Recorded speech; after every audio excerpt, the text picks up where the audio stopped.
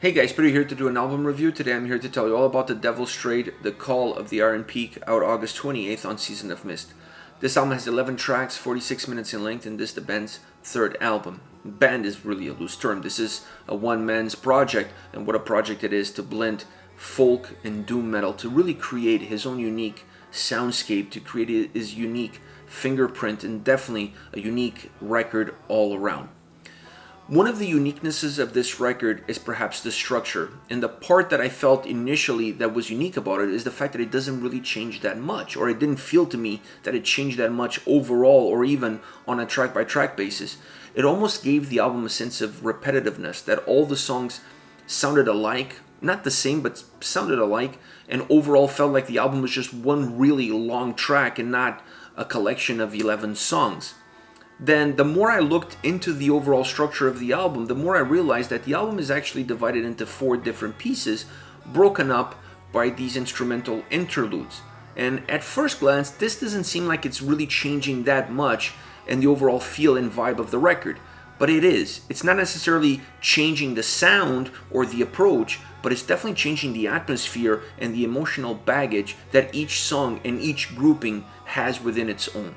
So that is a different style and that is a different approach. And the moment you start realizing that these songs are grouped for a reason and that they have a different feel, a different mood within themselves, not necessarily musically, but definitely from, like I said, the atmosphere and the emotion that they have, you start to listen to them and you start to see the differences between the tracks. And then the album is not repetitive anymore. Then the album really sounds like it has 11 unique songs and not just one really long extended track.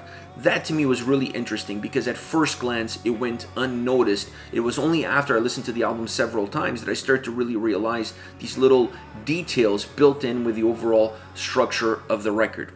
Now there are 3 main elements within this album that really push the record forward, that give the record the heartbeat that it has, and that is the atmosphere, sound, and vocals. The atmosphere on this album is really important. Like I said about the structure and being divided into 4 different pieces, the atmosphere slightly changes from piece to piece.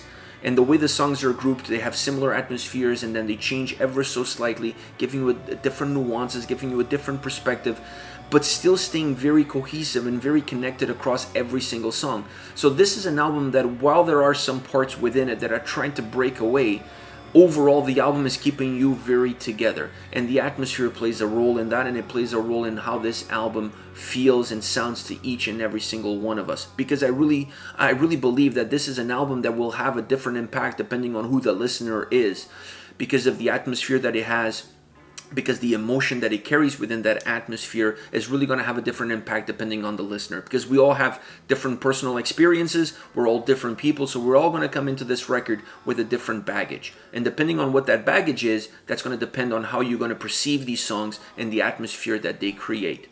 As far as sound is concerned, I love the subdued guitar work on this album and the banjo.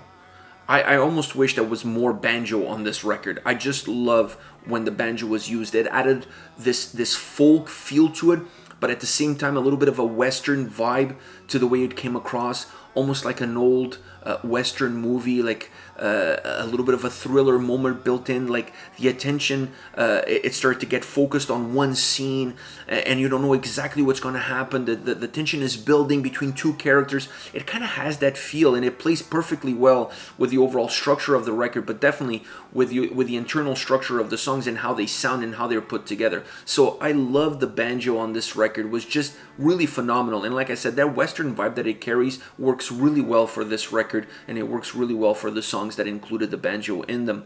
But overall, the guitar work is really outstanding because it's not over the top. It's really subdued. It's just another character. It's just another extra in the movie. It's there to help the atmosphere, to help the nuances of the song, to create a soundtrack to everything else that is happening, a soundtrack for the lyrics and a soundtrack for the vocals. And the vocals is the last element that I want to touch upon because I thought the vocals were just superb. Not outstanding. They're beyond outstanding. They're out of this world. Because once again, the same way the structure felt very similar and almost gave the songs a sense of repetitiveness, The first time that I listened to the album, I also felt that the vocals was one size fits all. What you get at the beginning is what you're gonna get all the way to the end, and nothing really changes across it. The moment you understand how the structure of the album works, and you understand the break and the changes in atmosphere from piece to piece within this record, you start to realize that there are vocal changes within this record, that it isn't one size fits all across all 11 songs. There are different nuances. Each single portion of this record has different characteristics as far as vocals is concerned. Obviously, there is one main condition, and that there is one main delivery that is present on every single track, so that allows the vocals to have that consistency from top to bottom. It's necessary for an album that has this kind of consistency musically and structurally to have the same sort of consistency from a vocal perspective. It has to be there. But having said that, there are different nuances that really change ever so slightly. Either be the tone, the emotion, and how the song is performed, how the vocals are used in a specific track, pushing it a little bit more over to the edge, the use of backing vocals and some guest vocalists. These were all small, very small elements, because they were not used and abused throughout the record. It's not like they were in the forefront on every single song. But the fact that they were used sporadically throughout the record really allowed the songs to have their own signature fingerprint approach as far as vocals are concerned, in order to try to change ever so slightly without really affecting the overall feel that this record has to offer.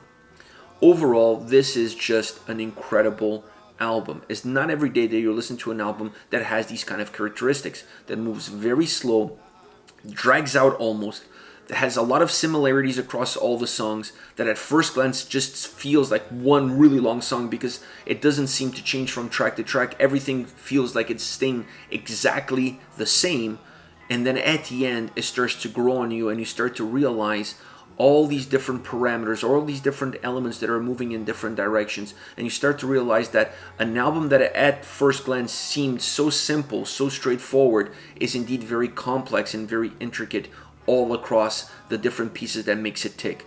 I love this album. It was really a nice surprise. I had never heard of the band before. This was my first experience listening to them, and I absolutely love this album. I love the emotion that it has.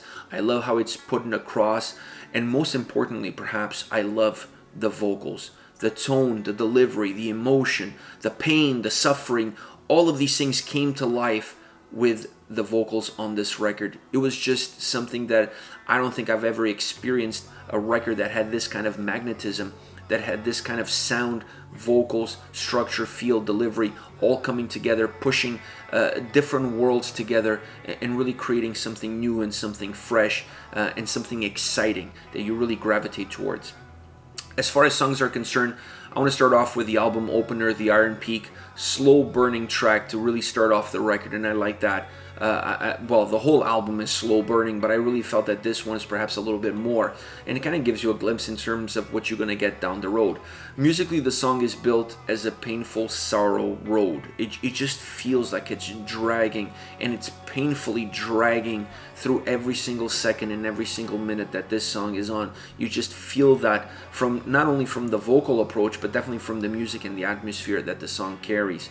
The guitars gain volume and presence, and as you start to see them moving forward in order to really break apart from that emotional soundscape that the track has.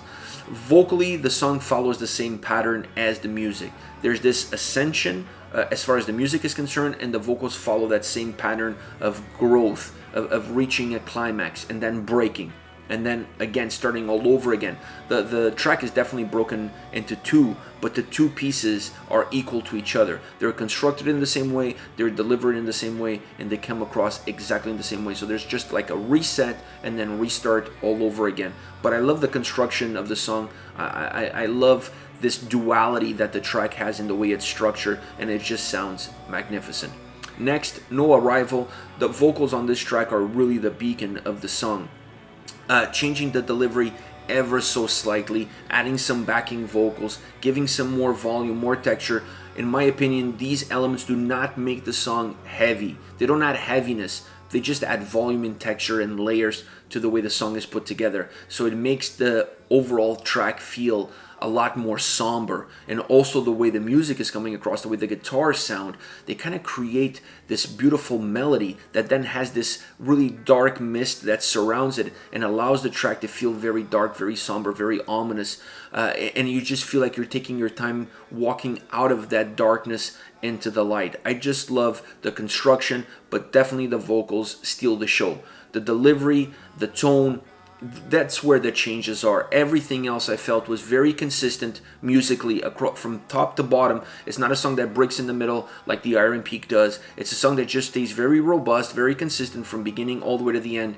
And the changes, the fluctuations within the track are really happening on the vocal side of things. And that is a really interesting approach, because he was able to give the song the necessary nuances in order to give the peaks and valleys vocally, but not necessarily musically. Last but not least, Eyes in the Fire, another track that has a slow build up. It's quite predominant across the record, but like I said, the whole album is a slow burning record. It just really takes its time. It gains volume and presence. I felt like this is a song that almost feels like the volume is turning at zero, and as the song progresses, it feels like the volume knob is getting turned as the track is moving along.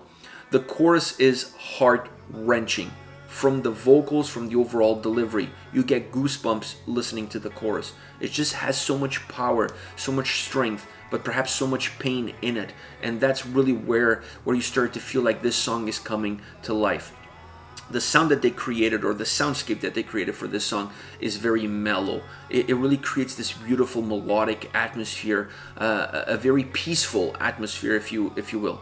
Using some backing vocals once again in this track added volume and texture, not necessarily making the song heavy, because this is not a heavy track at all, but it just gave a little bit more of a robust sound to how the vocals come across, and it gave that nuance, it gave that peak and valley, so it gives the necessary dynamic changes for the track to really connect with the listener and keep the listener engaged, because musically it becomes very dull, very melodic, very stripped out. It just seems to take a lot of the air out of the balloon musically, so you need something to engage the listener, you need something to keep us attached to the song as it moves along within itself. And I felt that the vocals, and then having the backing vocals coming on and off, the backing vocals added that element, added those peaks and valleys that the song really needs, because otherwise it's very linear, it's very consistent.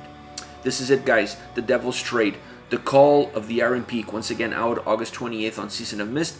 Let me know your thoughts on this project, on the singles. Use the comment section below. I'll be reading those and getting back to you. Take care, guys.